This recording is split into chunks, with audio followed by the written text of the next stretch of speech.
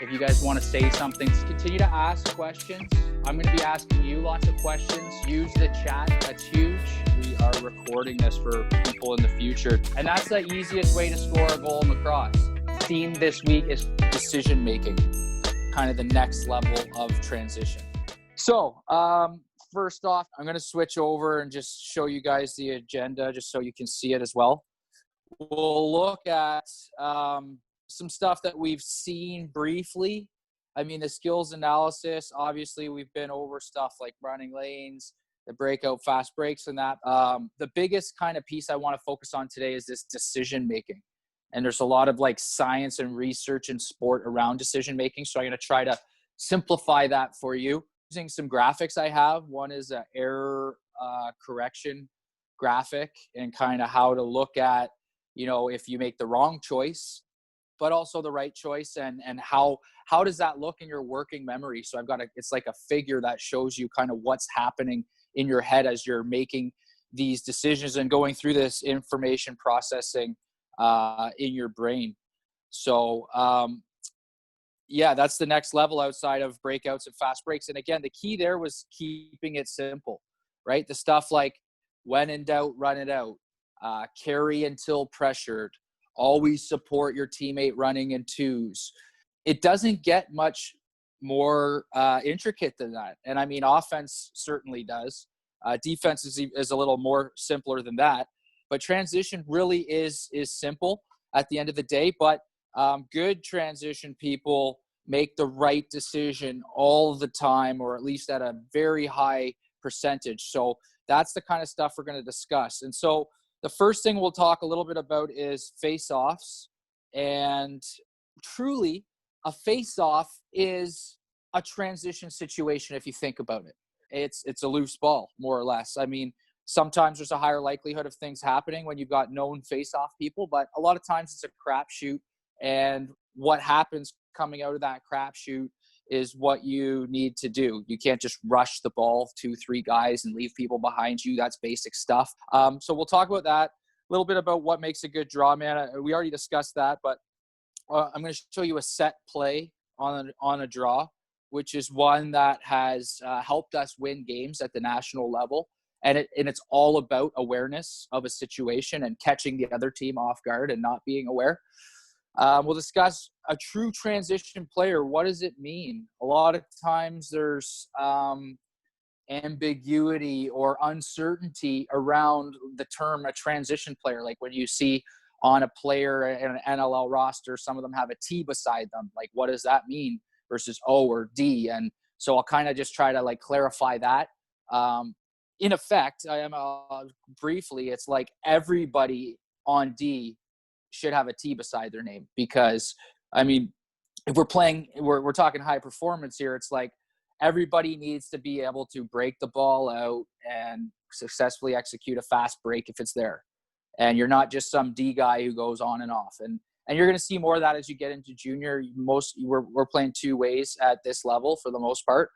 There is some arguments for midget or 16U to be playing offense defense, because long-term athletic development, which is the model that we follow in sport, says to start specializing around that time. But anyways, a true transition player, I'll talk a little bit of my feelings on that. Go over some definitions. I mean, fast breaks is all about anticipating. Anticipation is just huge in sport in general, whether it could be a defensive concept as much as an offensive concept. But so we'll go through this. Loss of possessions, like what you should be thinking about when that situation occurs. Here's another rule. I tell you guys rules every now and often, which are, you know, stuff that everybody kind of just follows and knows in the high-end lacrosse world. So a couple other terms here that you may or may not be familiar with. And then I have, of course, a couple questions for you at the end. And then I'll actually go into some transition systems. So what is a transition system? Well, as I said, most people in minor lacrosse are playing two ways.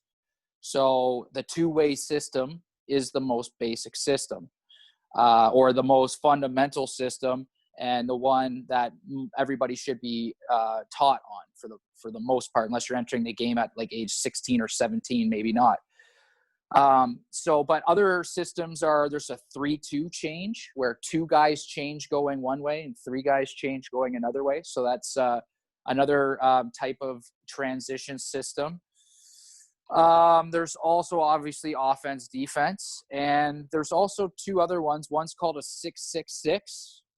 Okay, where you've got 6 full-time D guys, 6 full-time transition or two-way players, and 6 full-time offensive.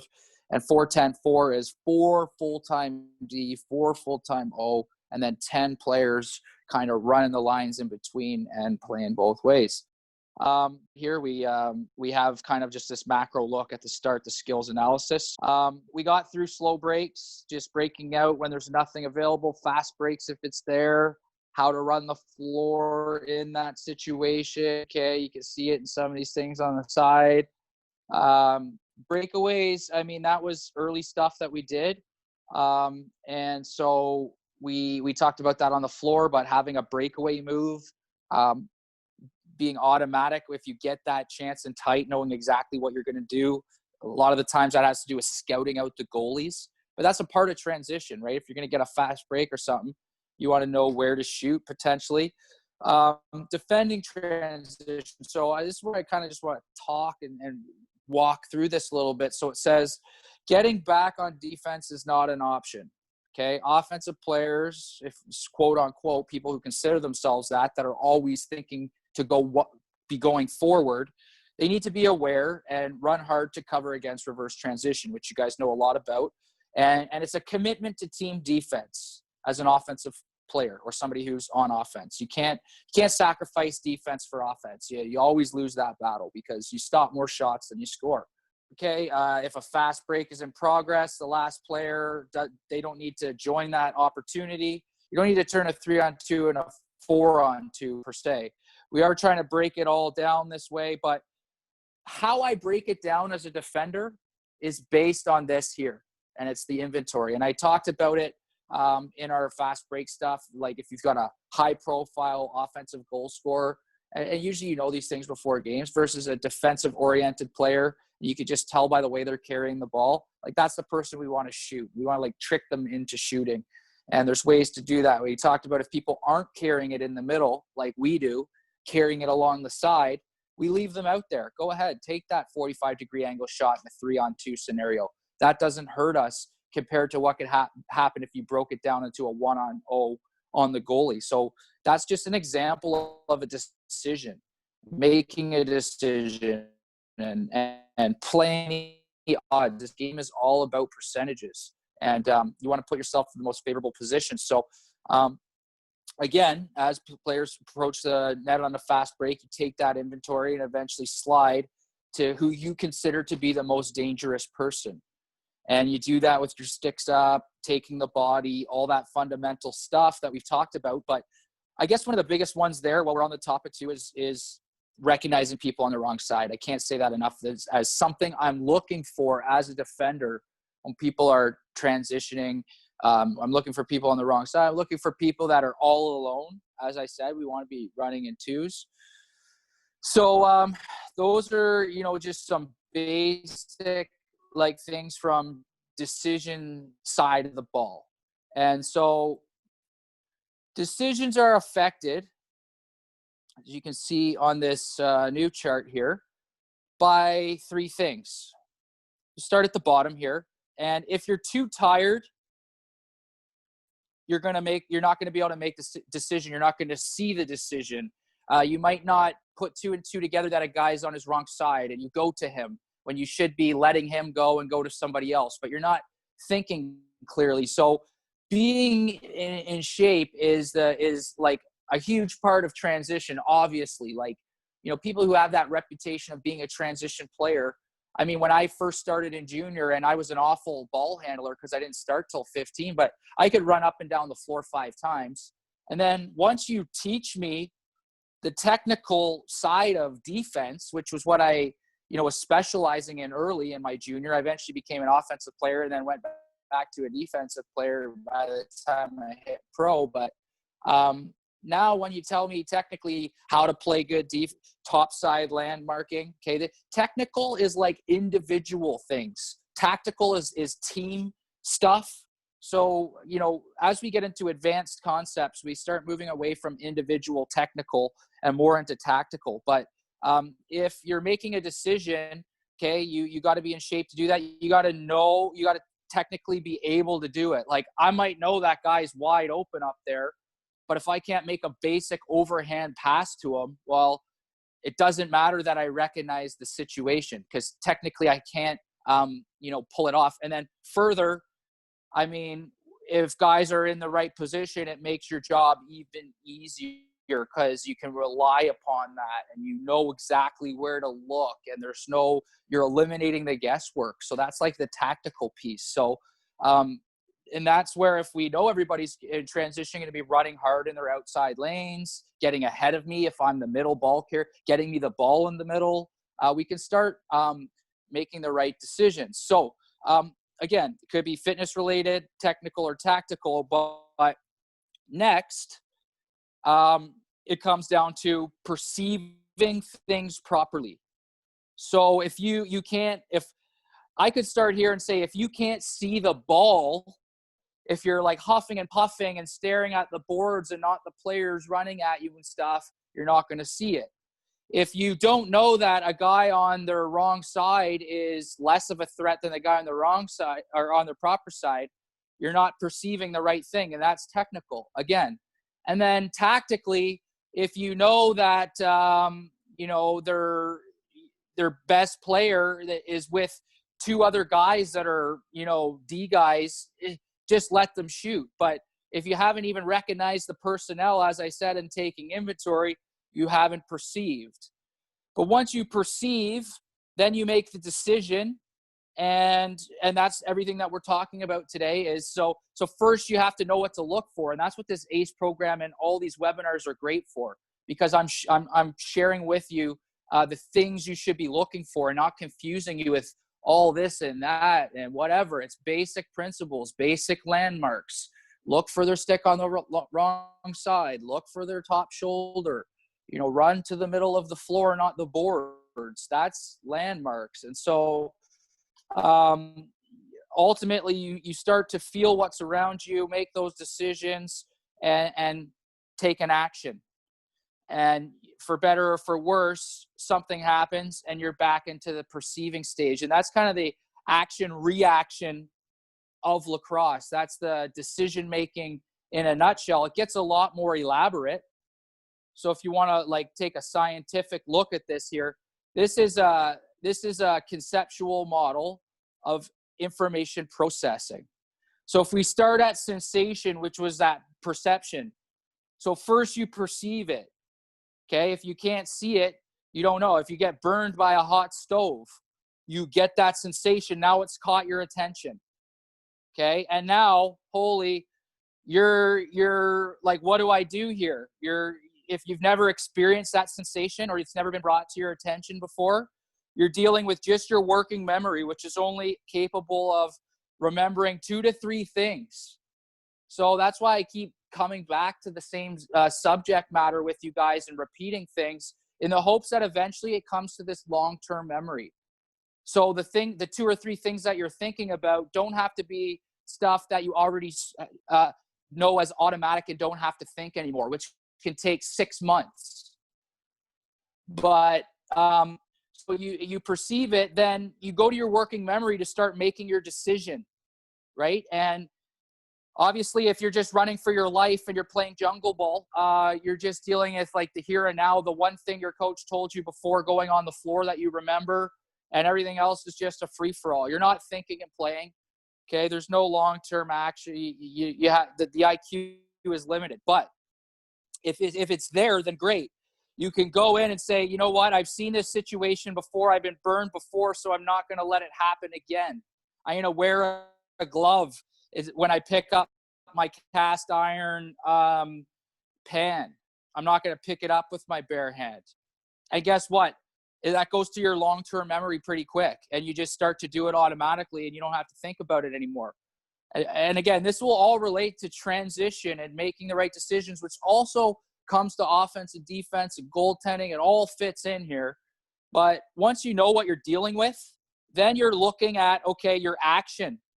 And what are you going to do to capitalize on an opportunity? If you've seen, something that, somebody's out of position, you recognized it, it's automatic. Now you're just talking about setting up your juke or setting up your face dodge or throwing them up in a post up and then rolling underneath. Those are 2 or 3 ideas that, you might not even have known before the ACE program. But guess what? By the end of it, it's this. And now you can be, during a game, maybe working on or practice, working on another new motor pattern.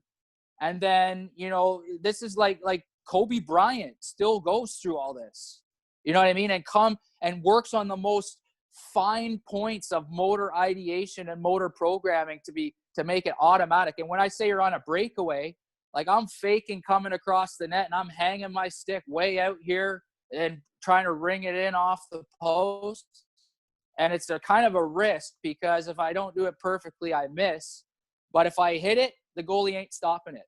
And so I know that from my long-term memory. I'm going to a move that I already have been thinking about today on this goalie, 2 or 3 things I'm thinking about. And I've got these patterns that I've, over time mastered. And now I'm into that action in response to whatever situation has presented itself. Okay?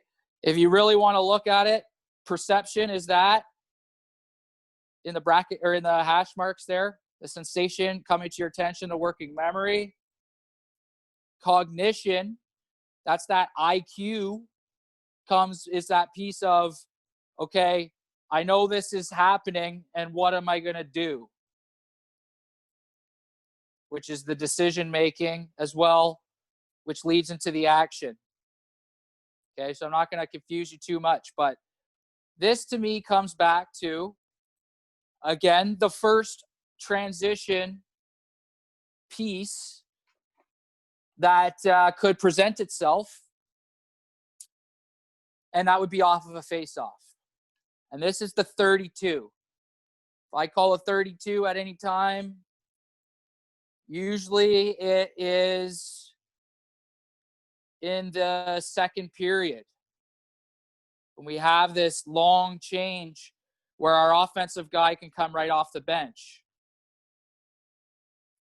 Sometimes it depends on the arena. It can be the first and third. There's some odd bench setups in arena. But as you can see, the guys in red here who are on offense. So this play really helps if you have a good face-off taker. And usually we pull it out late in the game when people are tired and not thinking. And so often I'll line 3 guys up on the back anyways because I like to play it defensive unless I have like a premier face-off player who wins like 90% of them, and I'll switch things up. But I like this. And if I know my guy can generally win it to an area, even maybe 50% of the time, I like to stack 2 people side by side. So that way this guy can step in front of this guy and chip him or box him out, which opens up the lane for this guy. I probably should have a left-handed stick here as well, which just makes it the easiest catch and throw, like catch and pick up. But all this happens as this ref is saying down, set, whatever. This guy is kind of like nonchalantly making his way across the line, but, still staring at the play, disguising it, acting like he's just trying to get like a wide step on his guy. And then as soon as it comes out, he burns it into the back of the bench. Our best O guy comes off the door. We scoop this, boom. And again, we've used this play at Nationals, and we won a 5-4 game against, I think it was like Alberta. Maybe it was 6-5. This was like what won us the game. Simple play. Their guys on the back. You can still run this play with 2 guys here, 2 and 2. This, to me, just ensures it if you have the best face-off guy. But if you put a guy here, now this guy's not kind of looking around, and because if you have nobody, you're pretty much looking to see where is somebody, and a smart D guy, because really your only job here, and I always put my smartest D guy here for this reason, in the back middle, okay, is because your only job is not to let somebody behind you on a face-off. It's your only job when you're on this back line. Okay. I, as a coach, shouldn't even have to tell anybody this. If I'm the black team here, these guys should be discussing amongst themselves who's going to go in and battle for the ball and who is going to be our safety or rover and stay back and make sure we don't give up a breakaway off of faceoff, because faceoff goals against are the absolute worst. Like, they're huge momentum killers. You can't let them happen. And that's why your faceoff team and who you put on is important. Usually I'm putting my transition players, my guys who, if we lose, can play defense and offense, and I feel confident in their transition or whatever. But, you know, I'm just trying to get you guys thinking about decisions. And again, if this guy's huffing and puffing, kind of like leaning over on his stick, even if he's got a guy beside him, he's probably even more thinking everything's okay and not really thinking about, oh, this guy could come off the bench at me at this crucial time in a game, because this is an old school trick and it works.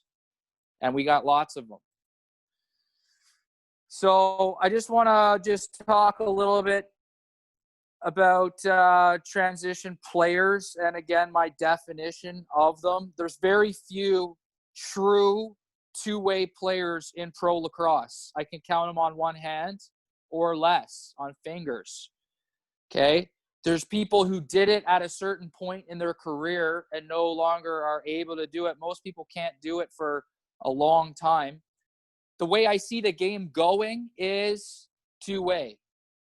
I feel like because we're underpaid and, you know, we have to work full-time jobs and we can't work out and have that as our full-time job per se, most guys, even if they do, they're not incentivized enough to just do that all the time sometimes.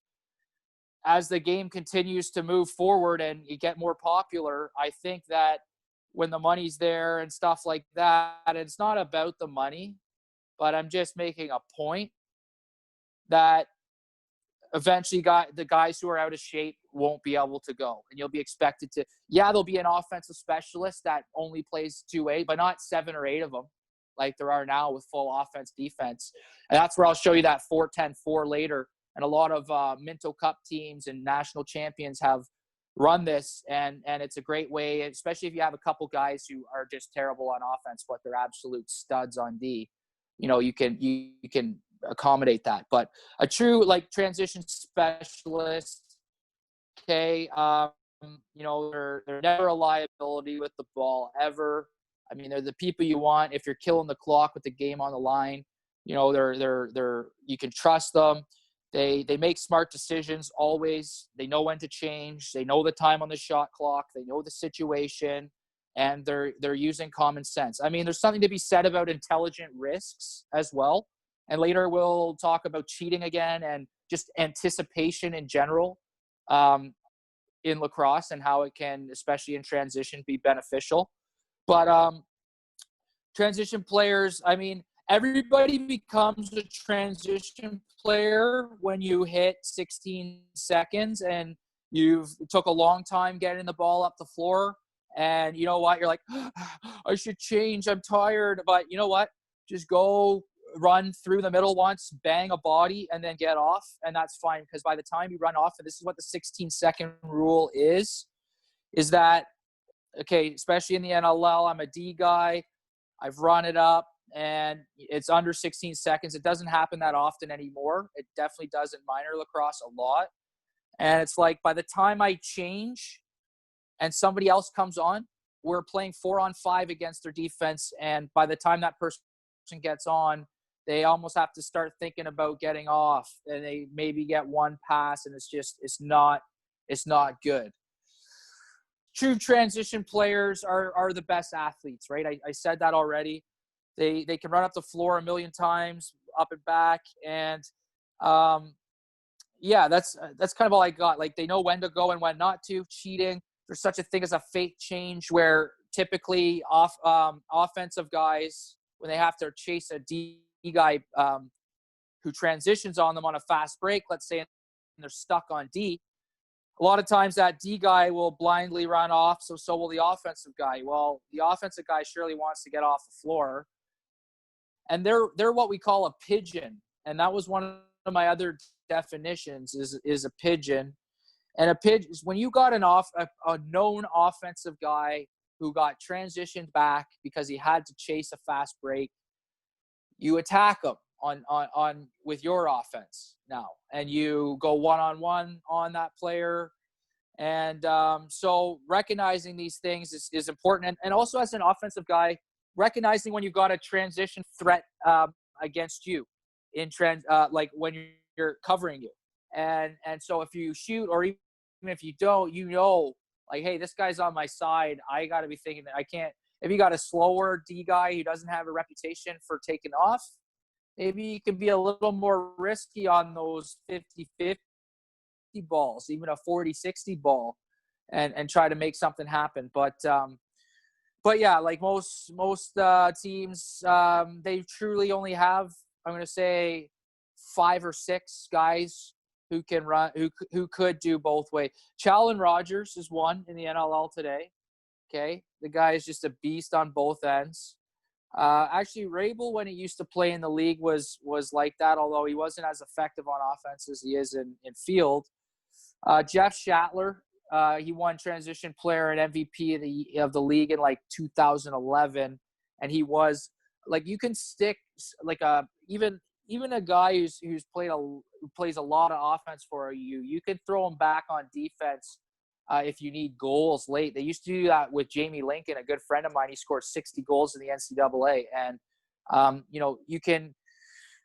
got to just pick your spots and know your personnel. But the other guys, I would say, like Brody Merrill, he's effective when he gets up on offense. He doesn't do it as much anymore.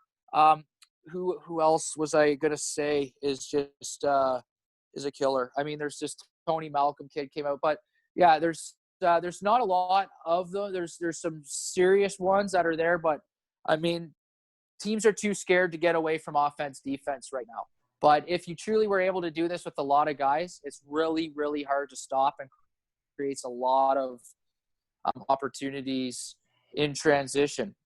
But okay, so just for a visual here, here's the two-way system, and as just a refresher. And at nationals, by the way, you have to do this. So you could go either play offense first, then run back to defense and off, and you could play defense first, run up to offense and come off.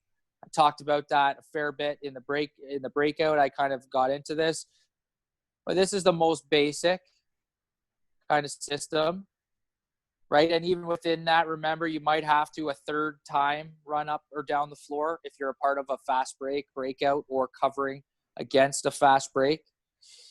So here is the offense defense. This was invented in like believe it or not, in the 70s and 80s and stuff. Everybody played two ways. It was a lot slower of a game though. The nets were smaller, goalies wore less equipment, the sticks weren't as good, that you couldn't shoot as hard per se. But eventually, Les Bartley is often credited with this. He was the Toronto Rock coach in the early dynasty. They won like 5 out of 6 years, the early 2000s. A lot of you guys are probably just born around then, or not even some of you. But yeah, this was where he had a big brute D guys back there. And the game was a lot more physical, and they just play their D shift. And here's where they would just run off, and the old guys would go. There was very little transition happening since it first got instituted. There's been a lot more push for guys who could be a threat in transition. At the end of the day, you can't be a liability on defense, or because if you're cheating too much, you're costing your team 2 goals for every 1 you get. That doesn't add up. And there's a lot of guys in the pro league where, everybody likes all the goals and the glitz and the glamour, but I don't buy it. I think you got to be responsible defensively first. So the 4-10-4 is the next kind of step. So I just want you to take a little bit of a look at this. This is where two guys, you got here, it's a lefty and a righty going out each shift. Okay, I've seen this done with two lefties going out who work really good together, or two righties per se. Obviously, that would be hard to do if in this scenario, because a lefty coming off the bench is better. But so when this D guy changes, this full-time O guy comes on. Actually, even if one of these transition guy changes, if it's an opportunity, an O guy will come on. Otherwise, transition guys are changing for transition guys. That's this 10 here, right? So in this case, we have them starting on D. So the three defenders are playing their D. They're going to run up. They've been designated. They're better offensive guys who can do both. And so they run up while these two guys probably, are bigger, maybe slower, stronger, intimidators, like whatever. We want to start them low as much as possible too. But these guys are starting up high, taking off. We're looking for fast break opportunities with these guys. It gives us a bit of an advantage because remember, a lot of these teams that you're playing against at the higher level, they got 5 guys running to the bench here. Maybe they got the off-ball high guy running back, but he's guarding 3 guys. And so if anybody gets beat off the floor, it could be a real bad thing. And so, so again, you could also, in the opposite scenario, you could have your guys going on playing offense first, your transition guys, and then going back and playing defense. And you can make those decisions as a coach based on is the other team a transition threat? Well, okay, if they're a threat to go, then great. I'm going to start my transition guys on offense. So when they try to fast break, I'm going to have 3 guys running back every time, guaranteed. So that's going to shut a lot down. And again, on the flip side, if I need to score goals, maybe I'm down later in the game, I'm going to take off at that point. I don't know who's drawing on my diagrams here, but anyways, that's the 4-10-4. So it's essentially you got 3 groups of 3 on the bench with 1 sub, a 10th guy. So if any of those 3 need a sub, or you can rotate a different guy every time, but usually you've got those 3 together because you need certain combinations of lefties and righties.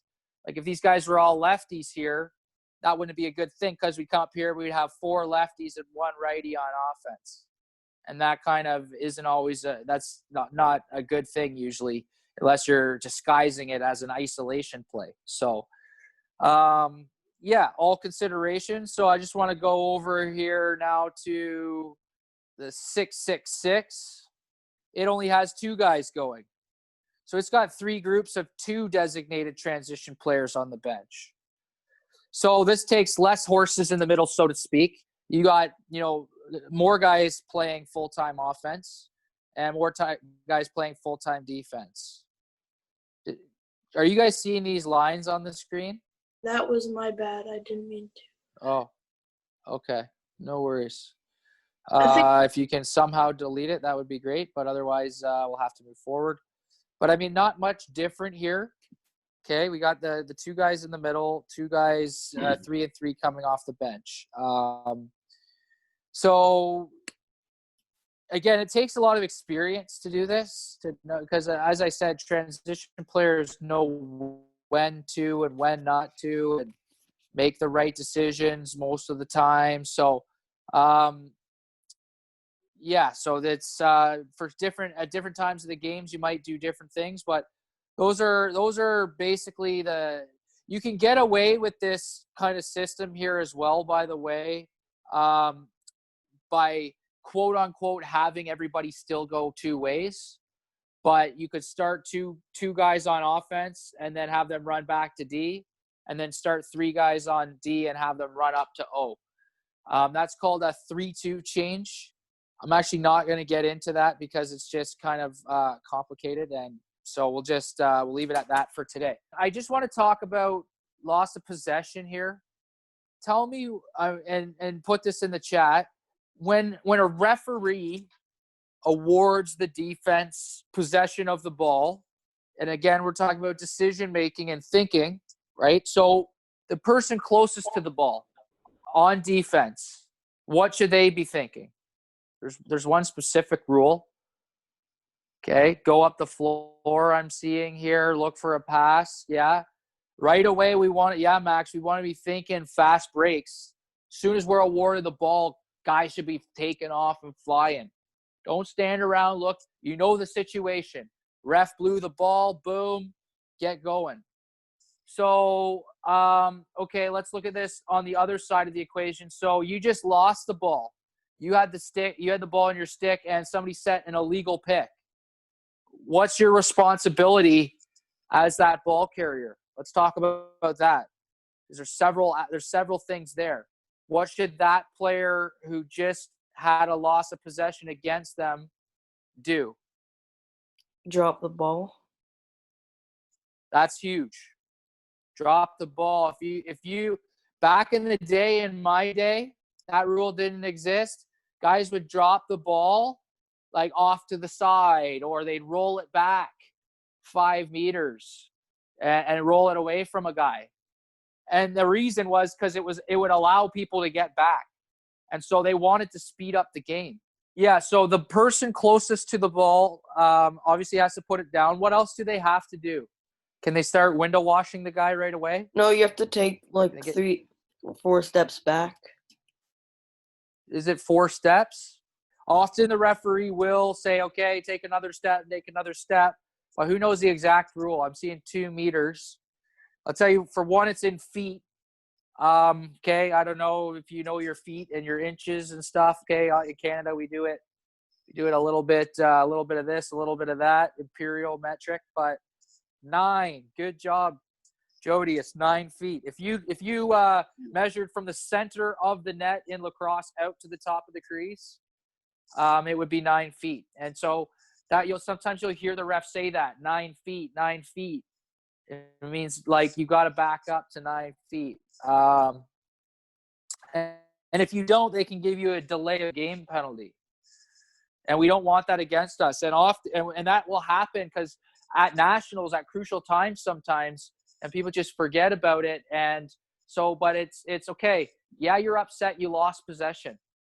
You're sitting there arguing with the ref or something, which we don't want. And arguing with refs is something we don't do. It's undisciplined. It's not mentally tough. It's not hardworking. You're standing around when you could be busting your ass. And it's not being a good teammate. You're letting your teammate down. So you have to think about that. And the only people who should be talking to refs, okay, is probably the coaches at your age. Because it would, we'll have captains on our team and we're going to develop their leadership and stuff like that. But, we need to always be thinking about what's next, and that's transition. And when you lose possession, that's what you should be thinking about. If you're the last man back and you're letting somebody take off on you, you're not thinking about what's next. Let's just talk a little bit about this concept of pressing up real quick, because it kind of has aspects of transition. So when a team runs to your end, oh, this sucks with this thing on the screen. It's killing me. Let's just say we were in a house back here, which is not, or we're in the hole. Definitely not in a house. Okay. We're getting back in the hole, and, there are guys here, and he doesn't have really anybody with him. You might actually recognize that when he's like here. And we got 3 guys back. Let's just actually say these 2 guys aren't here yet. So we got kind of something like this going. We're back in the hole. Why would we stand here and wait? Okay, so there's something to be said about being conservative. And if you have maybe a big lead or something, but even then, you never want to let off the gas. But this guy's coming in over here. You got 2 guys coming in late. This guy's back at the bench. But this guy's here. We got numbers coming off the bench too. So we know that we got 2 guys matched. They got 2 guys. Yeah, there's a 3rd guy, but this is where we start to press up here. And this guy can go give this guy some grief, try to pin him on the boards. Okay, this guy picked up this guy. This guy picked up this guy. This guy's coming in late here, so we could actually institute a double here and pick a side. And we know on doubles that what the responsibility is. We've been through it, but this is kind of like they haven't transitioned. We're not, yeah, we got back, but boom, we get out, we can get some pressure, and this guy can still pick up this guy when he comes in. So we kind of have numbers defensively. And that's recognizing situations. I mean, and it doesn't even have to get that elaborate. I've told you guys a few times about if this guy's down like here by himself ever, like it's a license to just go for him, attack him. Okay, if the rest of his teammates aren't there. So just gonna do these quick questions with you.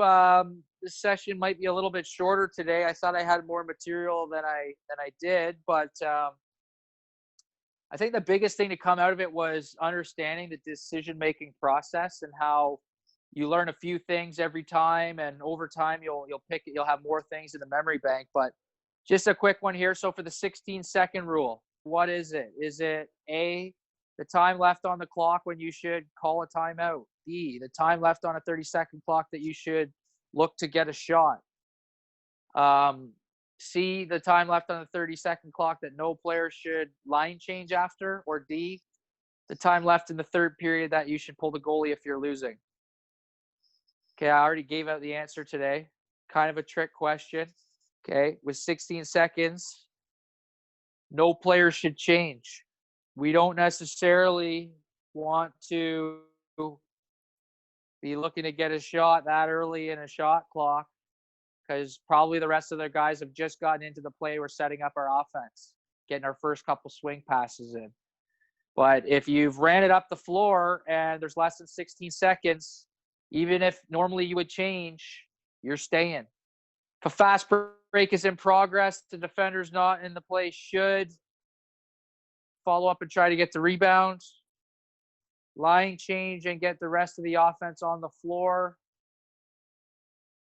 play rover near center and change when appropriate, or D, run hard to join the fast break. So again, there's a fast break already in progress. I'm actually going to be more specific here and say a 3-on-2,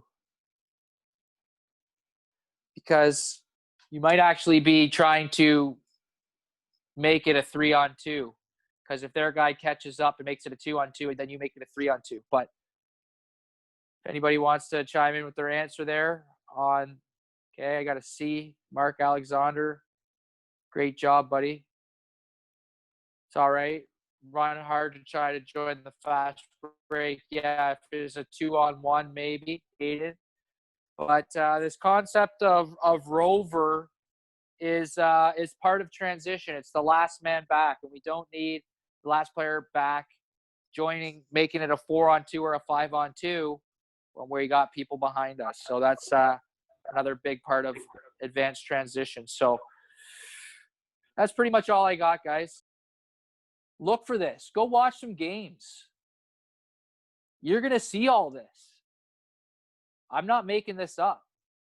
And I do make up some stuff because it's sports science and our game hasn't caught up. But a lot of it is not reinventing the wheel. And over time, these things have proven themselves true. Awesome. You guys all tuned in tonight. And, be a good teammate out there. There's a lot of people, you probably even on this call, having it a lot harder than you. Reach out. Talk to each other. I know some guys are, getting together to pass, which there's nothing wrong with based on the current guidelines. But, again, whoever reached out to me, it meant a lot. And I'm sure it would mean a lot to other people. That's what being a good teammate is. And that stuff transcends into later in life. I still do that with former teammates. Check in, see how they're doing, send them a line when something important happens in their life. And so again, thanks for that. Give your moms a hug and have yourselves a good night. Thank you, Chad. Okay.